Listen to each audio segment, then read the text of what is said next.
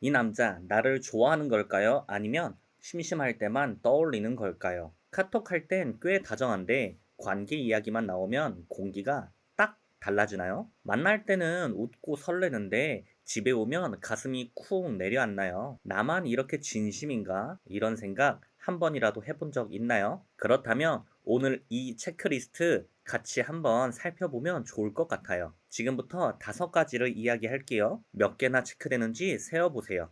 첫 번째, 연락은 다정한데 관계 이야기는 꼭 피한다.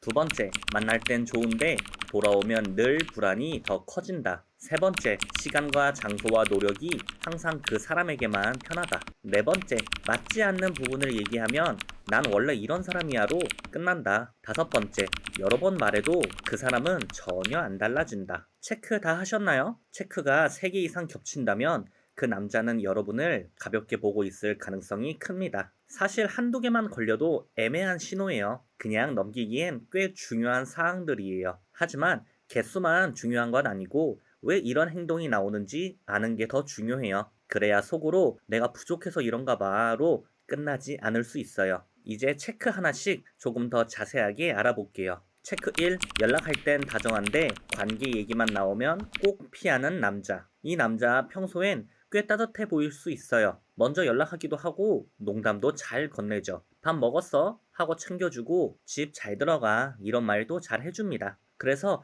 마음이 슬슬 기대를 합니다. 이 정도면 나 좋아하는 거 맞겠지? 그러다 어느 날 용기 내서 묻습니다. 우리 어떤 사이야? 그 순간 공기가 살짝 달라집니다. 표정이 미묘하게 굳는 게 느껴지죠. 굳이 그런 걸 정해야 이런 얘기 좀 지금이 좋은데 왜 그래? 말은 부드럽게 들릴 수 있어요. 하지만 속뜻은 은근히 분명합니다. 지금 이 편안함은 좋다. 하지만 그 이상의 책임은 싫다. 감정이 아예 없는 건 아닐 수 있어요. 그냥 각오가 거기까진 아닌 거죠. 관계 정의하는 건 누구에게나 떨려요. 그래도 어느 순간 해야 할 때가 오죠. 그때가 오면 서툴러도 해야 합니다. 나는 너를 진지하게 생각해. 나는 너랑 제대로 만나보고 싶어. 완벽한 문장이 아니어도 괜찮아요. 중요한 건 한 가지입니다. 관계 이야기를 피하지 않는다. 여기서 여러분에게 살짝 물어볼게요. 그 사람 입에서 관계에 대한 말 나온 적 있나요? 늘 내가 떠보고, 내가 묻고, 내가 마무리하고,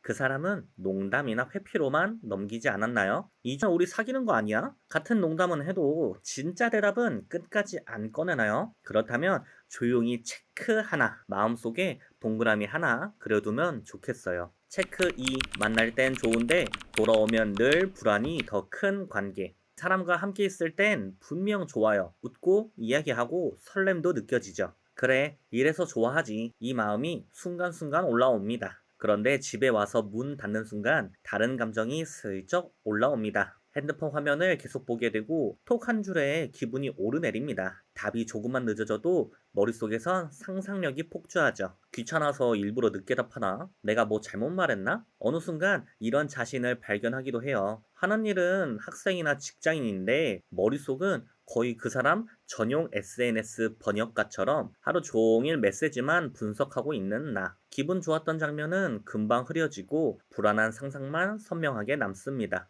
포인트는 단순합니다. 함께 있을 때보다 떨어져 있을 때가 훨씬 힘들다. 설렘은 잠깐인데 불안은 하루 종일 옆에 붙어 있는 느낌. 이걸 다 여러분 탓으로 돌릴 필요는 없어요. 관계 구조 자체가 그렇게 짜여 있을 수 있으니까요. 진심인 사람도 완벽하진 않지만 이런 생각은 한 번쯤 합니다. 얘가 나 때문에 많이 불안해 하는구나. 내가 조금은 안정감을 줘야겠다. 그래서 표현이 서툴러도 나 장난으로 대하는 거 아니야. 적어도 네가 혼자 불안해하진 않았으면 좋겠어. 라는 이야기를 못 들어봤다면 불안감은 여전할 거예요. 불안을 완전히 없애지는 못해도 불안이 기본값이 되지 않았으면 해요. 여기서 여러분에게 조심히 물어볼게요. 그 사람과 있을 때 내 마음의 기본값은 뭘까요? 설렘이 기본이고 가끔 불안이 올라오나요? 아니면 불안이 기본이고 설렘이 잠깐 비치나요? 두 번째에 가깝다면 이미 마음이 꽤 많이 지쳐 있을지도 몰라요. 체크 3. 시간과 장소와 노력들이 항상 그 사람만 편한가요? 이제 감정 말고 현실을 볼게요. 실제 움직임과 패턴 이야기입니다. 우리 곧 데이트할 예정이라고 생각해 볼까요? 머릿속으로 약속 장소를 떠올려 보세요. 늘 그 사람 집 근처였나요? 회사 근처였나요? 늘 그 사람 퇴근 시간에 맞춰 나갔나요? 내 일정을 포기하는 쪽으로 맞췄나요? 항상 내가 더 멀리 갔나요? 지도에 데이트 기록을 찍어보면 이런 그림일 수 있어요. 피는 잔뜩 찍혀 있는데 전부 그 사람, 동네, 주변. 물론 한두 번은 그럴 수 있어요. 상대가 바빠서 한동안 맞춰줄 수도 있죠. 그런데 그게 어느 정도 잠깐이었는지 아니면 그게 당연시 됐는지가 중요해요. 진심이 있는 사람은 이런 생각을 합니다. 이번엔 내가 좀 더 움직여야겠다. 얘도 피곤할 텐데 이번엔 내가 갈까? 이 정도 수고는 내가 해주는 게 맞지. 그래서 어느 날은 본인이 더 멀리 오고 어느 날은 내가 더 갈 수도 있죠. 그게 차곡차곡 쌓이면 이런 감정이 생겨요. 아, 나 혼자만 가는 관계는 아니구나. 반대로 진심이 부족한 사람은 머릿속에서 이런 계산을 먼저 합니다. 내 시간 줄어드는 건 싫다. 내 루틴 깨지는 건 싫다. 멀리 나가는 건 귀찮고 비효율적이다. 그래서 늘 자기에게 유리한 선택만 합니다. 기준은 어렵지 않아요. 딱 한 장면만 떠올려 보면 됩니다. 그날은 분명히 얘가 나를 위해 움직여줬다. 그날은 분명히 얘가 마음을 써줬다. 그런 장면이 거의 없다면 이 관계는 이미 꽤 많이 기울어진 상태일 거예요. 체크 4.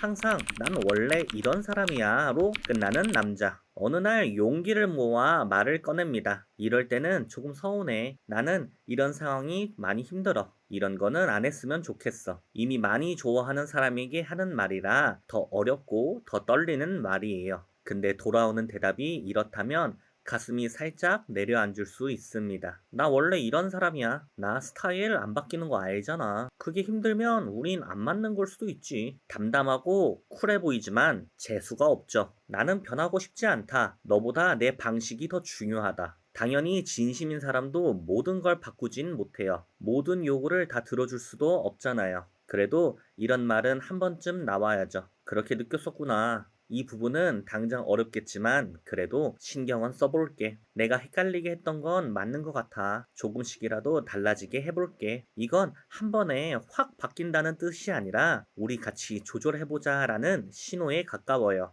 그것만으로도 지금은 충분해요. 반대로 난 원래 이래는 조절할 마음이 없다에 가깝죠. 여기서 여러분에게 물어볼게요. 내가 느낀 서운함들을 떠올려 보세요. 그때 그 사람은 내 말을 함께 맞춰갈 것들로 받아들였나요? 아니면 너가 참아야 할 일로 여겼나요? 체크 5. 여러 번 말해도 그 사람 현실은 전혀 안 달라질 때. 체크 4와 이어지는 마지막 체크예요. 아주 중요한 기준이죠. 이 사람에게 같은 말을 여러 번 했을 거예요. 이럴 땐 진짜 마음이 힘들어. 이런 방식은 나랑 잘 안 맞는 것 같아. 연락만 조금만 안정되면 좋겠어. 그때마다 그는 이렇게 말했을 수 있어요. 알겠어. 내가 고쳐볼게. 진짜 미안. 다음부터 안 그럴게. 그 순간만 보면 꽤 진심처럼 느껴집니다. 근데 조금 시간이 지나면 어떠신가요? 익숙한 장면이 다시 펼쳐지지 않나요? 비슷한 이유로 또 다투고 비슷한 말로 다시 사과받고 내가 또 그랬지. 미안해. 이번엔 진짜 조심할게. 진심인 사람도 같은 실수를 합니다. 사람이라서 그럴 수밖에 없어요. 그래도 어느 순간 이런 느낌이 들어요. 예전 같으면 이렇게 했을 텐데 이번엔 확실히 한 번 더 생각하네. 아주 작은 변화라도 눈에 들어옵니다. 그건 내 말이 그 사람 마음에 닿았고 현실을 아주 조금이라도 움직였다는 증거예요. 반대로 아무것도 달라지지 않는다면 이렇게 보는 게 사실 더 정확할 수 있어요. 그때의 미안은 그 순간만 넘기려던 말이었다. 현실을 바꿀 생각까지는 없었다. 여기서 마지막으로 스스로에게 물어보세요. 서로 변화를 약속한 일들이 실제로 변화가 일어났나요? 아니면 내 입만 달았고 모든 게 다시 제자리로 돌아갔나요?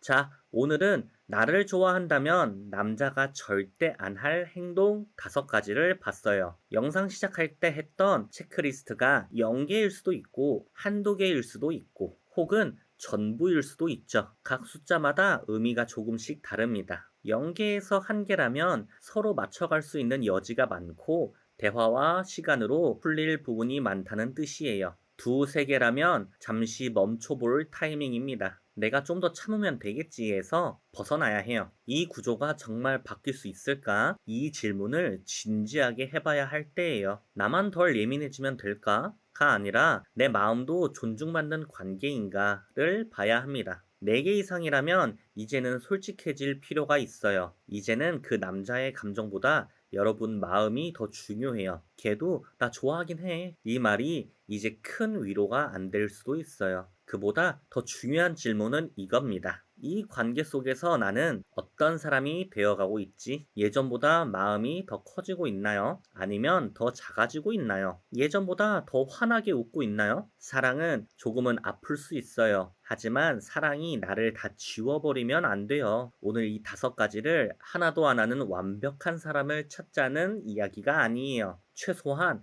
나를 계속 다치게 하는 패턴 정도는 내가 먼저 알아보고 걸러보자는 이야기예요. 그러기 위한 작은 기준으로 여겨주면 좋겠어요. 혹시 오늘 이야기 들으면서 자꾸 떠오르는 일들이 있나요? 댓글에 살짝 남겨줘도 괜찮아요. 여러분의 이야기가 다음 영상을 준비할 때 큰 힌트가 되니까요. 오늘 영상이 마음에 남았다면 구독과 좋아요도 가볍게 눌러주세요. 그러면 여러분 마음을 떠올리면서 다음 이야기를 또 준비하게 될 거예요. 여러분 마음이 덜 다치고 조금 더 단단해질 수 있도록 다음에도 조용히 옆자리를 지켜볼게요. 오늘도 마음 쓰느라 정말 수고 많았어요.